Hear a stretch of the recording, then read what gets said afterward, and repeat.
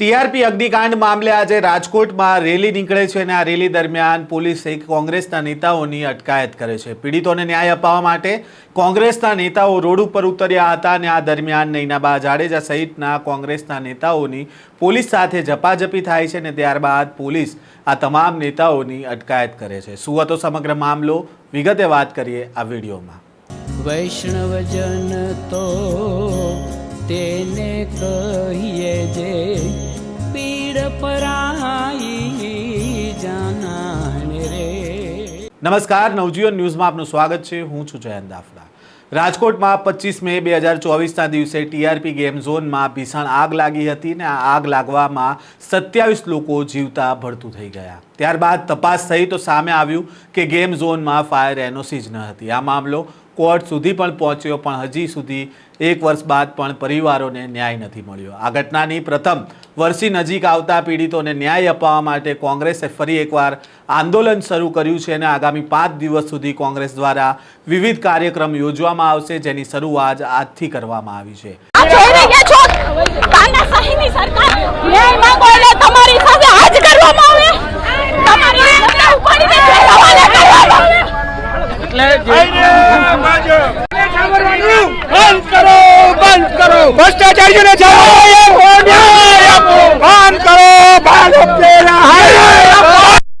TRP કાંડ જે અગ્નિકાંડ બન્યો છે અને આજે 1 વર્ષ પૂરું રહ્યું છે, એની વર્ષી નિમિત્તે રાજકોટ મહાનગરપાલિકાના મ્યુનિસિપલ કમિશનરને આજે ઘેરાવનો કાર્યક્રમ રાખવામાં આવ્યો છે, આવેદનપત્ર દેવામાં આવ્યું છે અને ગઈકાલે પોલીસ કમિશનરને આવેદનપત્ર દેવાના છે। એના પછીના દિવસે રાજકોટ શહેરની અંદર પત્રિકાનું વિતરણ કરવામાં આવશે। એના પછી રથનો કાર્યક્રમ છે અને રવિવારે સાંજે 7:30 જિલ્લા પંચાયત ચોકમાં કેન્ડલ માર્ચનો કાર્યક્રમ રાખવામાં આવ્યો છે।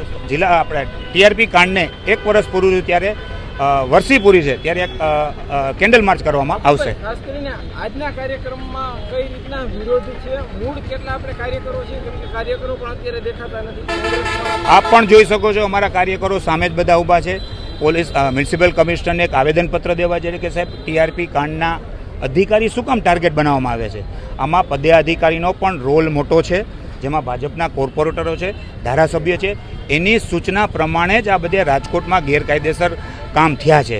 આ કાંઈ સાગઠિયાની કોઈ તાકાત બહારની વાર છે, પણ આ ભાજપના શાસકો અને ભાજપના પદાધિકારી આમાં સામેલ છે। આજે શહેર કોંગ્રેસ સમિતિ દ્વારા ત્રિકોણબાગ ખાતે ભાજપ વિરોધી નારા લગાવ્યા, સાથે જ ઉગ્ર વિરોધ પ્રદર્શન પણ કરવામાં આવ્યું। ત્રિકોણબાગથી મનપાની કચેરી સુધી રેલી શરૂ કરતાની સાથે જ પોલીસ દ્વારા કોંગ્રેસના તમામ કાર્યકર્તાઓની અટકાયત કરી લેવામાં આવી હતી। કોંગ્રેસ દ્વારા મ્યુનિસિપલ કમિશનરને ઘેરવાનું આયોજન કરવામાં આવ્યું હતું, જેને લઈને સાવચેતીના ભાગરૂપે મનપા કચેરીએ પણ પોલીસે ચુસ્ત બંદોબસ્ત ગોઠવી લીધો હતો અને આંદોલન કરી રહેલા કોંગ્રેસ નેતાઓની અટકાયત પણ થઈ હતી।